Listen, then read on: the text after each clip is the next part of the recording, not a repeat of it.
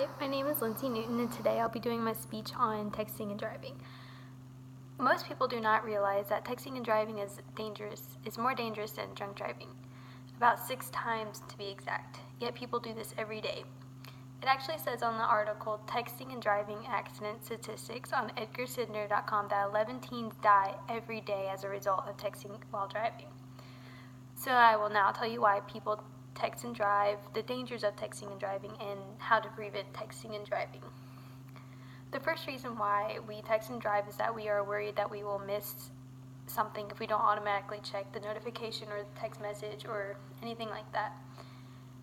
The people in the news can wait until we are stopped at where we're supposed to be going, or even at a stoplight. A stoplight is so much more better to check a message than actually checking it while you're driving. Another reason why we text and drive is that we think we can multitask, but we actually cannot. It says on the article, "Think you are multitasking, think again," on npr.org. It says that we don't actually multitask, but we switch our attention from task to task really quickly. Another reason that we text and drive is because we think we are invincible. We think nothing can happen to us. And teenagers are more guilty of this than older adults are. It says on the article, Understanding the Mysterious Brain of the Teenager, on npr.com, that teens do understand the risk of texting and driving, or that they can die, but they care more about the rewards than the risk of the action. It also says on the website, it has an example of that teens, whenever they're with their friends, they're more likely to do something more dangerous, like going 100 on the interstate, because they think it makes themselves seem cooler, and so that's a reward to them. The last reason why people text and drive is that we need to constantly be plugged into our social media, or constantly be checking our phone whenever we have a notification. There's also research that texting or social media is addictive, and you can have withdrawals from social media, and an example of that is anxiety. And now we're going to talk to you about the dangers of texting and driving. The most important reason why texting and driving is dangerous is that people die. And it says on EdgarSidner.com that 300,000 people are injured a year just from texting and driving. It also says on there that 1 out of 4 accidents are caused by texting and driving. Another reason why it's dangerous to text and drive is because of insurance. Like you will see a price increase in insurance if you get into an accident while texting and driving. People saw that they had an increase of 44% on their car insurance after an accident. Also, you can get ticketed if you are texting and driving. I have this little chart, and it shows the fines if you get caught texting and driving. For example, Virginia, you can get ticketed $250 for texting and driving.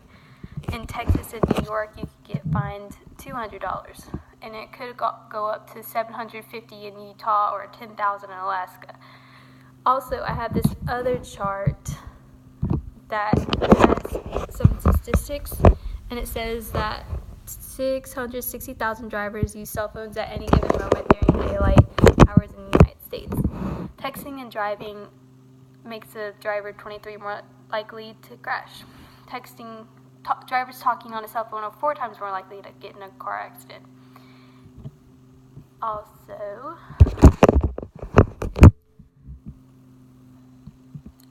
what can we do to prevent texting and driving? There are many ways we can prevent texting and driving, and most of them include doing something to your phone.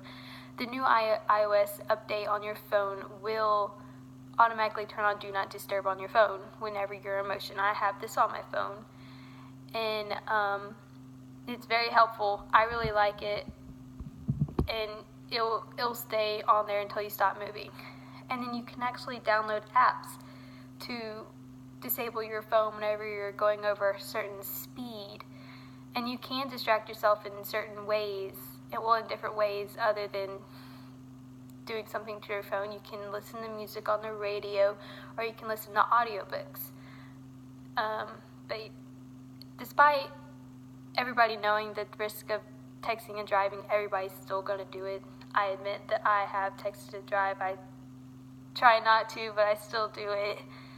I understand the risks. I do. I actually got into an accident 2 years ago from getting off the phone from my dad. Whenever I was setting it down, I rear-ended somebody. It was awful, but nobody got hurt. But if I wasn't on that phone, or if I was just paying more attention, I wouldn't have done that. And that's why people just need to understand that texting and driving is not okay. And hopefully we'll have the technology to prevent texting and driving altogether. And it could potentially save so many lives and prevent accidents just in general. Well, thank you.